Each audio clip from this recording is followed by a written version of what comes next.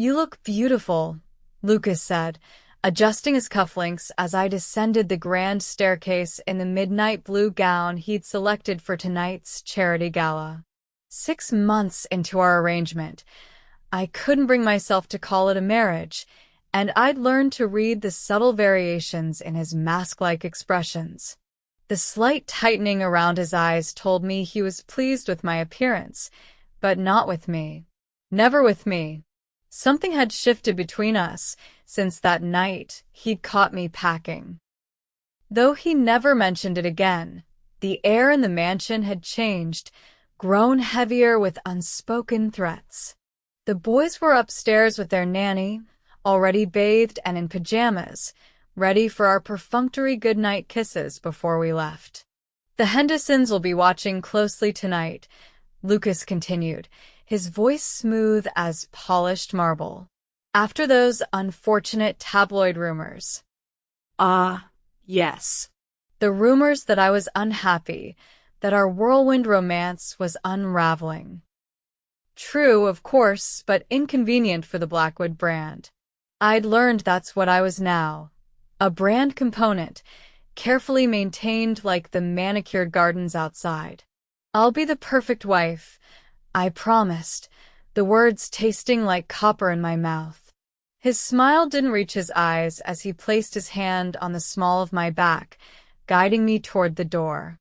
"You always are in public, darling." The endearment was empty, a prop like the diamond choker around my neck. "It's behind closed doors I worry about." 3 in the morning. The house silent except for the distant hum of the security system. I couldn't sleep, again, and had wandered downstairs for tea, barefoot to avoid waking anyone. That's when I heard it. Lucas's voice, coming from the guest suite at the far end of the East Wing. I wouldn't have noticed if not for the unusual hour, the unusual location. He never used that room. "She's becoming a problem," he was saying, voice low but clear in the midnight stillness. "No, it's handled. The modifications to the agreement are already with the lawyers." A pause. Then a soft laugh that raised goosebumps on my arms. "Miranda, you worry too much. She signed everything without reading the fine print. By the time she realizes what's happening, it'll be too late." Miranda, his attorney, the woman who'd orchestrated our convenient marriage. I pressed myself against the wall, heart hammering in my chest. The boys are mine legally and practically. No judge would side with her, not with what we've prepared. Another pause. "No, she won't make a scene. She cares too much about appearances." I'd never heard that tone from him before. Not cold, exactly, but controlled. Methodical, like someone discussing the removal of an inconvenient obstacle. I crept back to my room, tea forgotten, mind racing. What modifications? What had I signed? I lay awake until dawn, remembering his words from months ago. This was just the first act. Now I understood the performance was still ongoing, but the script had changed. The first sign came innocuously enough. My credit card declined at the children's boutique where I was buying new shoes for the boys. "I'm sorry, Mrs. Blackwood," the salesgirl said, her eyes widening slightly at the rejection of the platinum card. "Would you like to try another?" I did, with the same result. Confused and embarrassed, I called the bank for my car. "I'm sorry, Mrs. Blackwood, but we show your accounts have been frozen at the request of the primary cardholder," the polite voice informed me. "You'll need to speak with Mr. Blackwood." Primary cardholder. Of course. Everything was in his name, the house, the cars, the credit lines. Even the modest separate account I'd maintained had been consolidated into our joint finances months ago, at his insistence. For tax purposes, he'd explained reasonably. I drove home in a daze, confronting him in his study as soon as I arrived. "Why are my accounts frozen?" Lucas barely looked up from his computer. Security concerns, he replied mildly. Some unusual spending patterns flagged in the system. I was buying shoes for the boys, I said, struggling to keep my voice steady. Nothing unusual about that. He sighed, as if dealing with an unreasonable child. It's temporary. Use the household account for now. Marissa can help you if you need anything. Marissa, his personal assistant, who monitored every expenditure with hawk-like attention. I stood there, understanding washing over me like ice water. This wasn't about security. This was about control, limiting my resources, tracking my movements through purchases, creating dependence. For security, I repeated hollowly. The Cartier bag sat on our bed when I returned from taking the boys to their playdate. Inside, a diamond bracelet that must have cost more than a year's rent at my old apartment. No card, no explanation, just glittering stones worth a small fortune. A peace offering for our fight about the frozen accounts? Perhaps. But Lucas didn't apologize. He solved problems with money, not words. I was sliding the bracelet back into its velvet box when it fell, tumbling beneath the bed. Kneeling to retrieve it, my hand touched something else, a hard plastic rectangle, a hotel keycard. The Langham, not part of Lucas's usual circuit of business hotels. I sat back on my heels, the keycard burning in my palm like a live coal. That evening, after the boys were asleep, I checked his car while he was on a conference call, ostensibly looking for a toy Noah had dropped. In the console, nestled beside his spare change, a woman's earring. Small, tasteful, definitely not mine. When Lucas finally came to bed, I was waiting, both items on the nightstand between us. Care to explain? I asked quietly. He glanced at the evidence, expression unchanged. The keycard is from a meeting last week. The earring must belong to my assistant. She was in the car yesterday. Perfect, reasonable answers. Delivered with perfect, reasonable calm. You're tired, he added, brushing his thumb across my cheek in a gesture that once would have melted me. You overthink things when you're exhausted. Later, lying beside his sleeping form, I realized what bothered me most wasn't the possibility of infidelity. It was how easily, convincingly he lied. And how desperately I wanted to believe him. I noticed the black Audi SUV 3 days in a row. Parked across from the boys' preschool during pickup, idling near the park where we played, crawling past our favorite ice cream shop as we walked inside. Coincidence, I told myself the first time. Paranoia, I thought the second. By the third sighting, the same driver with reflective sunglasses watching silently from behind the wheel, I knew better. Someone was following us, monitoring our routines, our habits, our movements.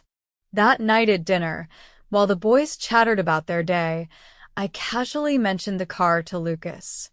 There's a black Audi that seems to be wherever we go lately. Tinted windows, same driver. It's strange. Lucas continued cutting his steak, not missing a beat. Chicago has thousands of black SUVs, he replied evenly. Don't be paranoid.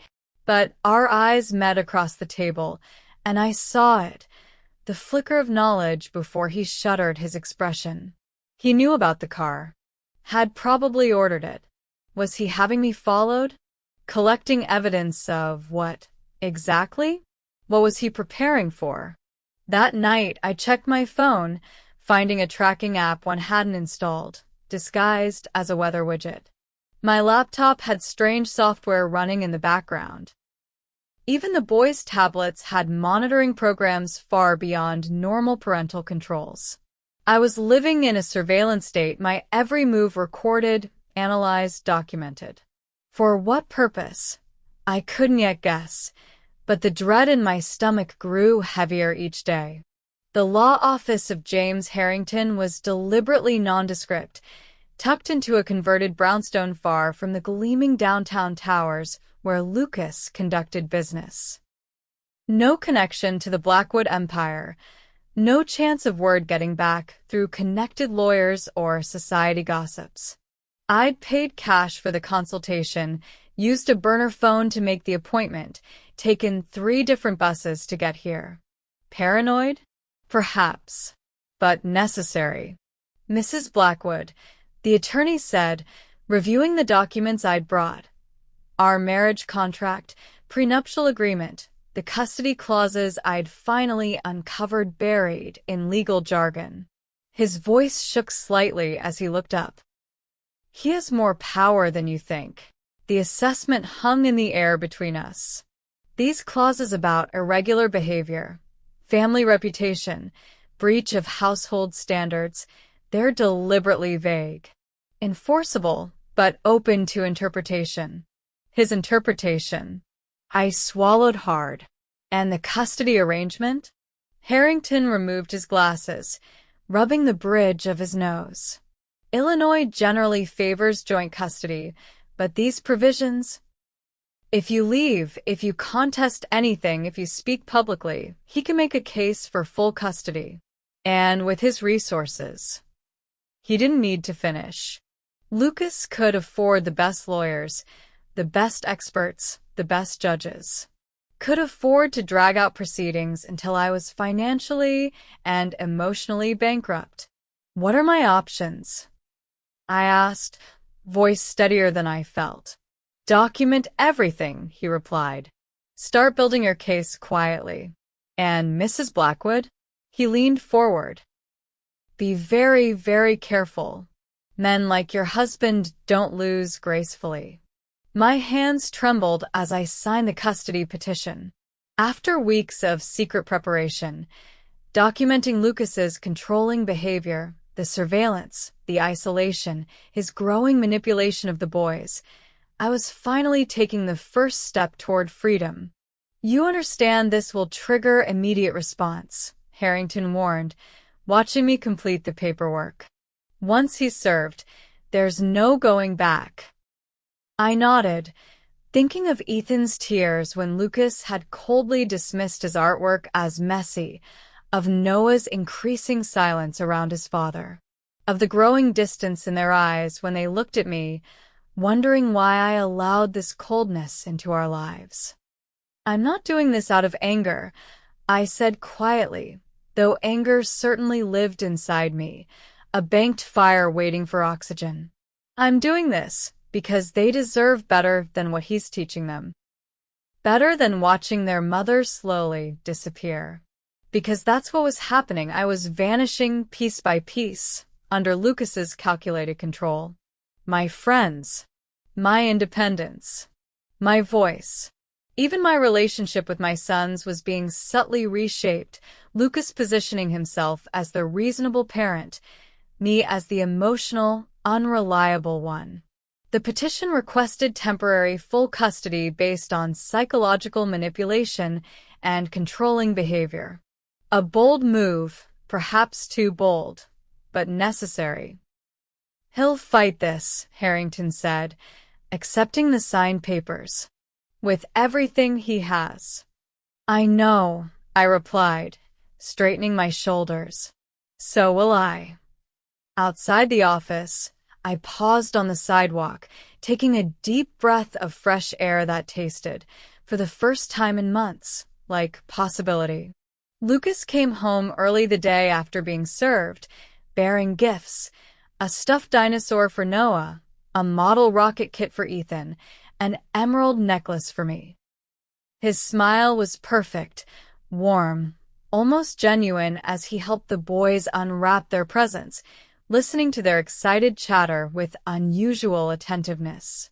Anyone watching would have seen an ideal father, an adoring husband, a perfect family tableau. But I saw the calculation behind his eyes, the careful performance.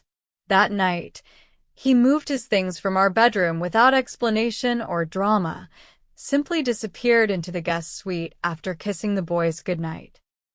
No confrontation about the custody petition. No angry words. Just waiting. Planning.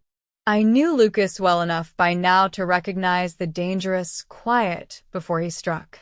He maintained the genial facade through breakfast the next morning, through the weekend family outings, through the dinner parties and social events. Always charming, always attentive, but sleeping separately, speaking to me only when necessary or when others were watching.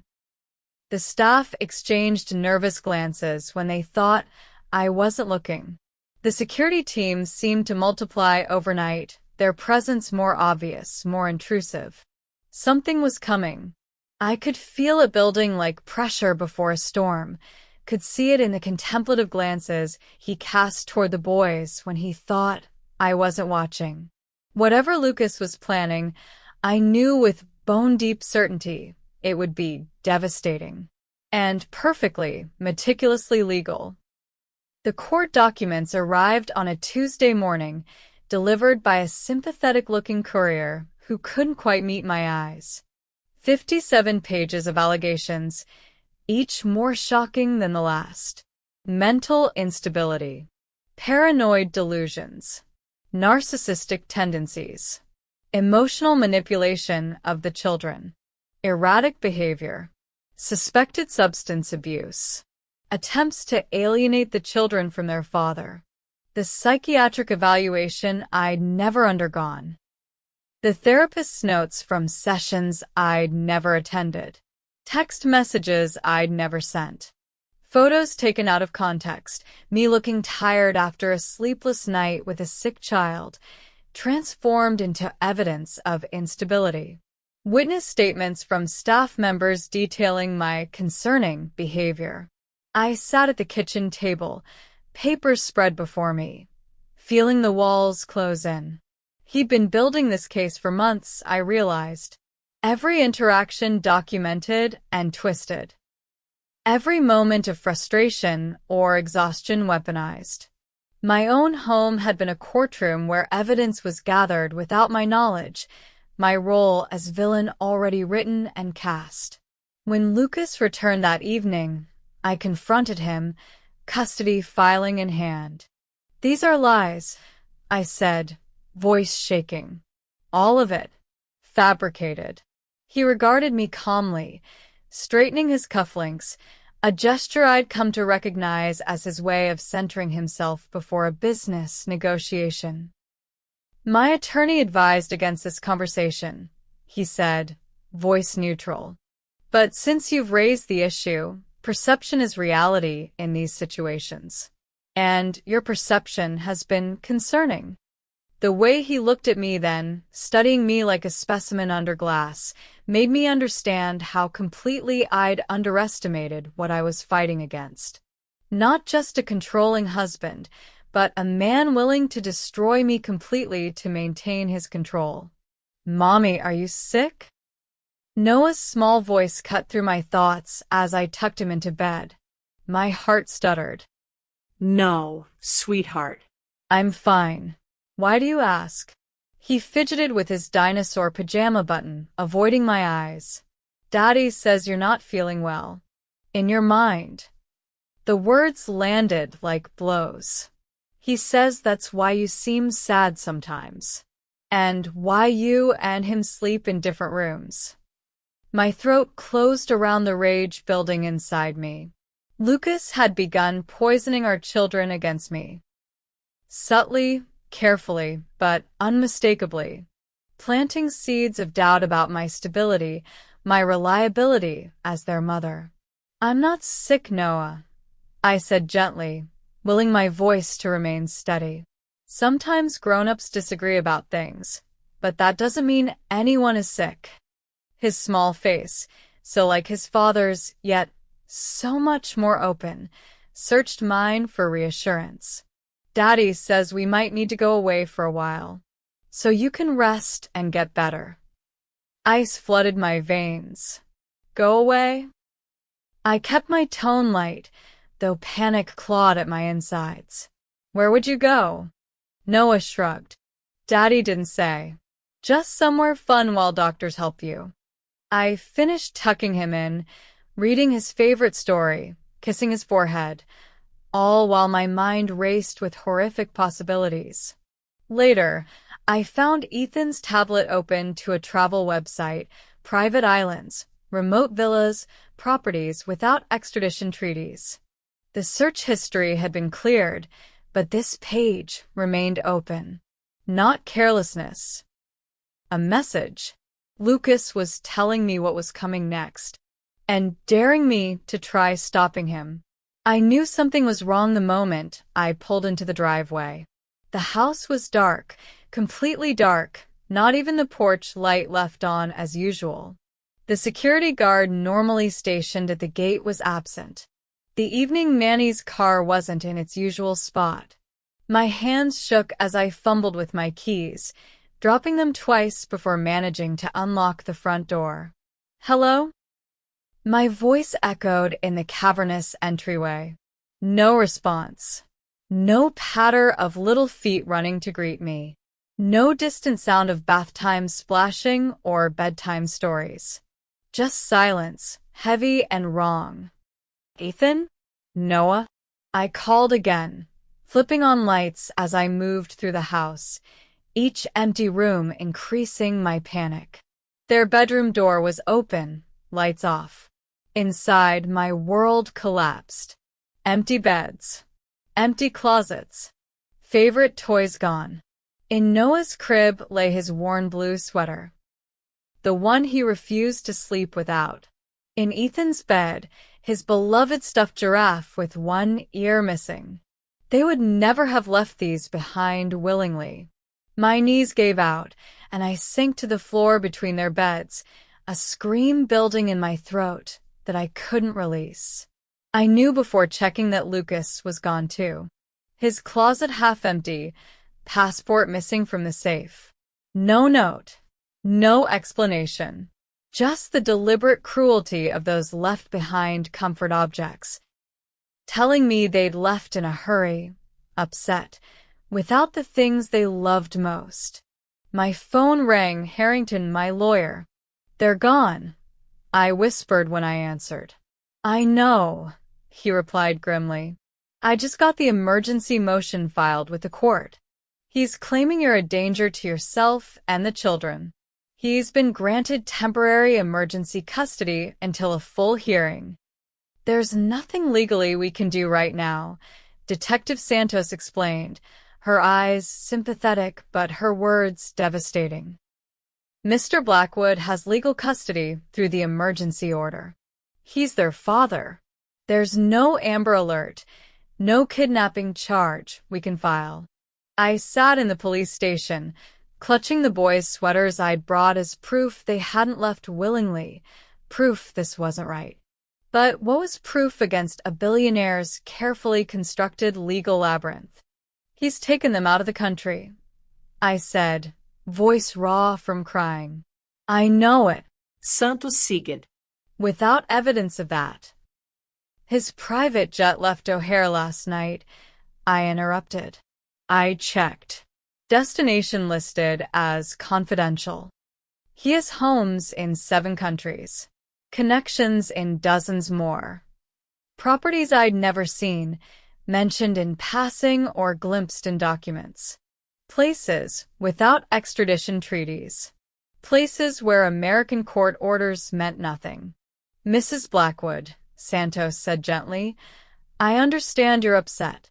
But Mr. Blackwood filed evidence with the court suggesting you're experiencing paranoia and delusions. These accusations are true, I finished. Every word. But I could see it in her eyes. I was already becoming the unstable ex-wife, the hysterical mother making wild claims against a respected businessman. Lucas had planned this narrative perfectly. As I left the station, my phone buzzed with an email from an anonymous account, a photo of the boys on a beach I didn't recognize, timestamped today. No message, just proof they were beyond my reach, and he wanted me to know it. I leaned against my car, understanding washing over me in a terrible wave. This wasn't a custody battle anymore. This was a ghost chase across invisible borders. And ghosts, as I'd learned 3 years ago in Miami, were Lucas Blackwood's specialty. I didn't break down on national television, though the opportunity was certainly there. Good Morning America, CNN, every major network wanted the exclusive. Billionaire tech mogul disappears with twin heirs. Abandoned wife pleads for their return. Perfect tearjerker fodder. The producers were visibly disappointed when I declined all interviews. The public would sympathize with your story, one insisted. Put pressure on him to return the children. But I knew Lucas better now. Public pressure would only entrench his position, give him more ammunition about my instability and desire for attention. Instead, I disappeared too. Closed my social media accounts. Changed my phone number. Moved out of the mansion into a modest apartment under a different name. Let the world think I'd had a breakdown, gone into hiding, given up. Let Lucas believe he'd won. Because I'd finally understood something crucial about my opponent. He expected hysteria, public accusations, emotional outbursts. The standard playbook of the wronged woman. He'd prepared for that, had contingencies, counter-narratives, evidence manufactured to discredit me further. What he wouldn't expect was silence. Calculation. Patience. The qualities he'd always considered exclusively his own. While the media interest gradually faded, I was building something he couldn't see. A network. Resources. Evidence. Intelligence. The skills I'd need for what came next. Because the woman who'd stood frozen in that empty nursery was gone now, replaced by someone Lucas Blackwood had never met, someone willing to match his ruthlessness step for calculated step. Catherine Winters was exactly as beautiful in person as in her online photos. Tall, elegant, with auburn hair and the confident bearing of a woman accustomed to getting what she wanted. The same woman I'd seen leaving Lucas's study months ago. The same name on the hotel receipt. I'd spent weeks tracking her down, learning her habits, waiting for the right moment. Now we sat across from each other at an upscale bar in New York, where she believed she was meeting a potential client. I don't normally discuss former business relationships, she said carefully when I steered the conversation toward Lucas Blackwood. 3 martinis in, her caution was slipping. I signaled the bartender for another round. Of course, I agreed. But the investment opportunity involves some of his former holdings. I just need to understand the dynamics. 4 drinks became 5. Corporate gossip became personal revelations. By midnight, Catherine was loose-lipped, bitter, and surprisingly forthcoming about her relationship with my husband. Lucas Blackwood is brilliant, she slurred slightly, leaning forward. But cold. Everything calculated. Even the affair was strategic. My phone, recording in my purse, captured every word as she detailed their 6-month relationship, which had indeed begun as business meetings but evolved into something more personal. Until he'd ended it abruptly the day after filing for emergency custody. He said it was optimal timing to break things off. She laughed bitterly. Who says that? But the worst part. She hesitated, then, fueled by alcohol and lingering resentment, continued. He'd been planning it for months. The custody thing. Had a whole team documenting everything she did, building the case. Said he needed to wait for the perfect moment when she'd look most unstable. The confession was everything I needed and more. Confirmation of the conspiracy I'd suspected but couldn't prove. When I left the bar, Catherine still had no idea she'd just provided crucial evidence to the wife she'd helped betray. The anonymous email came from a former member of Lucas's household staff, Maria, who'd been the boy's first nanny before Lucas replaced her without explanation. "I saw your picture in the news," she wrote. "I know what he did. I want to help." We met in a quiet coffee shop in Milwaukee, far from Chicago and any potential surveillance. "He fired me because I saw things," she explained, nervously turning her cup between her hands. "The cameras in your room. The reports his security team prepared about your movements. The files." She had taken photos before leaving, images of documents now stored in my cloud drive. GPS coordinates of properties I hadn't known existed. Copies of fake passports created for the boys with altered names. Travel arrangements. Safe houses. The entire infrastructure of a man preparing to disappear with his children permanently. "There's a safe in his Aspen house," Maria added, "behind the painting in the master suite. I saw him put papers there once. He doesn't know I saw." The combination she'd glimpsed over his shoulder was my birthday, a detail so intimate yet impersonal it made me shiver. Within hours, I had a flight booked to Colorado. Within days, I had accessed the vacant property using the security codes Maria provided. The safe contained exactly what I had hoped for: detailed plans for what Lucas called Protocol G, G for guardianship. The complete blueprint for his custody strategy, including offshore accounts, properties purchased through shell companies, and most critically, their current location, a private compound outside of Cape Town, South Africa. For the first time in months, I allowed myself to smile. The ghost had left footprints after all. The South African winter sun felt strange on my skin as I watched the private preschool from my rental car, heart pounding so loudly I could barely think. After 3 months of careful planning, international travel under assumed names, and more money than I'd thought I could raise, I was here, less than 100 yards from my children. When the school doors opened and children began streaming out, I nearly stopped breathing. Then I saw them, my boys, taller than I remembered, dressed in matching Navy uniforms, holding hands as they walked toward a waiting car. I wanted to run to them, grab them, never let go. Instead, I waited, following the car at a careful distance to the gated community where Lucas had established their new life. 3 days of surveillance gave me their schedule, the timing of school drop-off, the housekeeper's routine, Lucas's frequent absences for business meetings. On the 4th day, I approached during the narrow window when the boys would be home with only the housekeeper present. My heart nearly shattered when they didn't run to me immediately. They stood in the playroom doorway, staring at me with uncertainty in those blue eyes, his eyes. "Mommy," Noah finally whispered, confusion evident. "Daddy said you left us, that you were sick and couldn't take care of us anymore." Ethan remained silent, studying me with a wariness no 4-year-old should possess.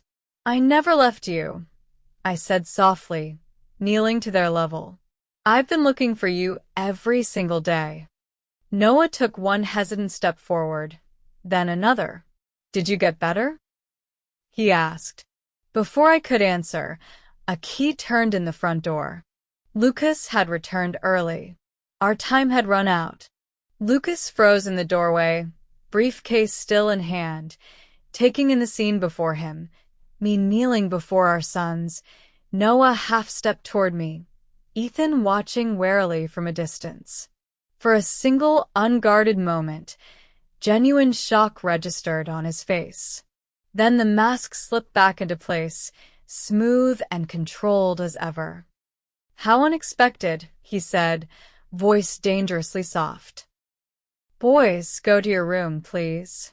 Neither moved, caught in the tension crackling between their parents.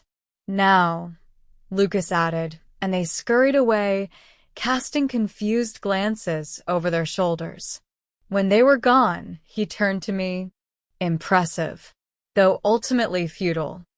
I don't think so, I replied, rising to my feet and opening my handbag. I didn't shout, didn't cry, simply handed him the envelope containing the court order, the evidence of his conspiracy, the recordings, the testimony.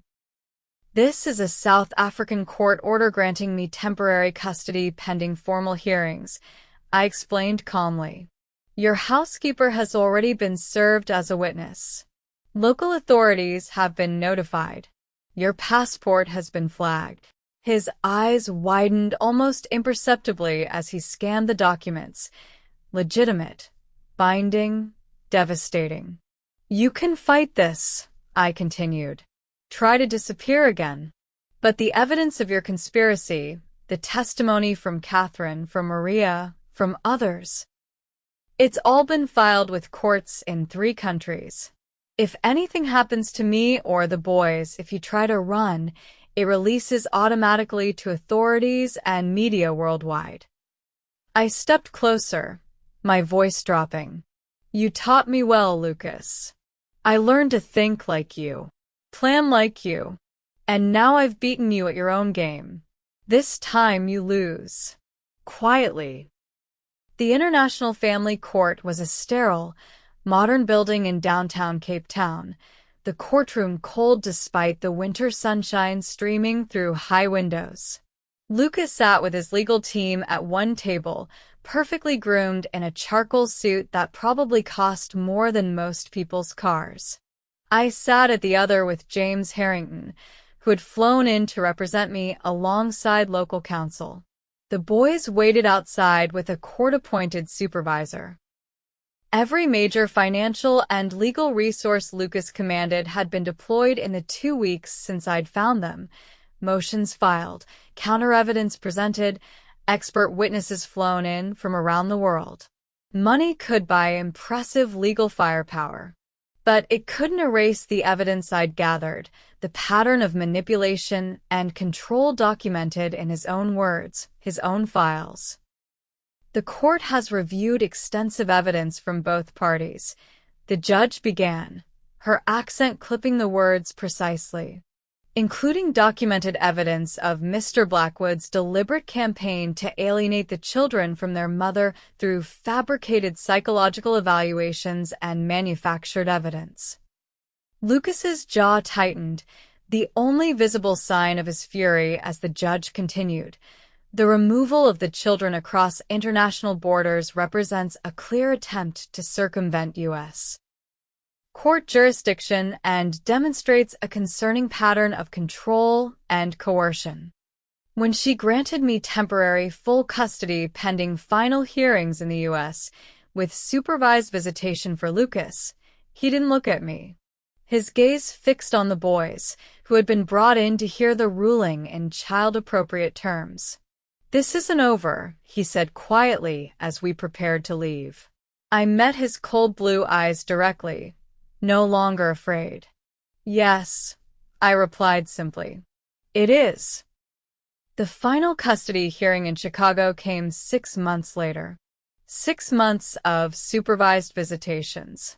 6 months of Lucas's increasingly desperate legal maneuvers. 6 months of watching my boys slowly remember how to be children rather than perfect miniature heirs.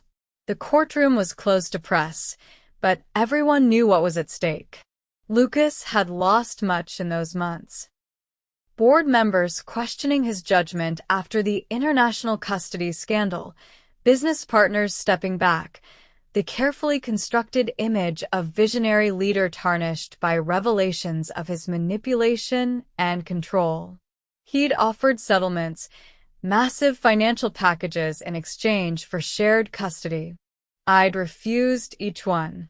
Money had never been what I wanted. The verdict, when it came, was decisive. Sole legal and physical custody granted to me, with strictly supervised visitation for Lucas, contingent on completing therapy for controlling behaviors. As we rose to leave, Lucas stepped into my path, close enough that only I could hear his words. I built an empire from nothing. Rebuilt it twice when competitors thought they'd destroyed me. Don't think this defeat is permanent. He looked past me to where the boys waited with their court advocate, his expression softening momentarily. They're still my sons. Yes, I agreed, they are. And when you're ready to be a father instead of an owner, those supervised visits will be waiting.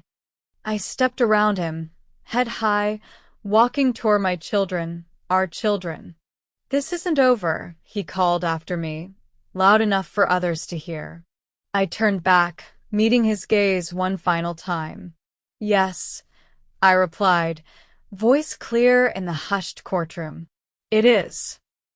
The beach house in Oregon is nothing like the mansions and penthouses that defined my brief marriage. Small, weathered by salt air, surrounded by tall grass and wildflowers instead of manicured lawns and security fences. From the deck, I can watch Ethan and Noah playing at the water's edge, building an elaborate sand castle with serious concentration. They're 6 now, still identical at first glance, but increasingly distinct in personality and interests. Their nightmares about being taken away again have finally stopped. They no longer ask if their father is coming to get them when a car drives past our house. They're just boys again, free to be messy and loud and imperfect. Lucas sends extravagant gifts on birthdays and holidays, attends his monthly supervised visits with mechanical precision. He's following the court requirements to the letter, if not the spirit. Whether he's capable of genuine change remains to be seen. That's his journey now, not mine. My journey has been learning to live without fear, without constantly looking over my shoulder. Learning to trust my instincts again. Learning that strength doesn't always look like wealth or power or ruthless calculation. Sometimes it looks like a mother watching her children play, knowing she did whatever necessary to keep them safe. The sand castle the boys are building collapses as a wave rushes in. I wait for tears, but instead they laugh, immediately planning an even bigger structure. I smile, watching them begin again with such easy resilience. It was never about love, I realize. Not Lucas's love for me, which never existed, or even his love for the boys, which was always possessive rather than nurturing.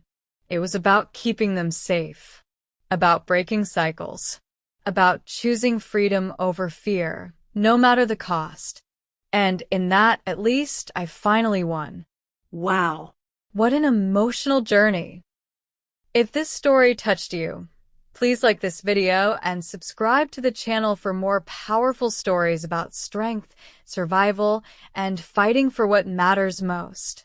Share with any friends who need to hear that sometimes the strongest thing you can do is stand up for yourself and those you love. I read every comment, so tell me below, what would you have done in her situation? Would you have fought back or given up? Thank you for watching both parts of this incredible story. Your support means everything.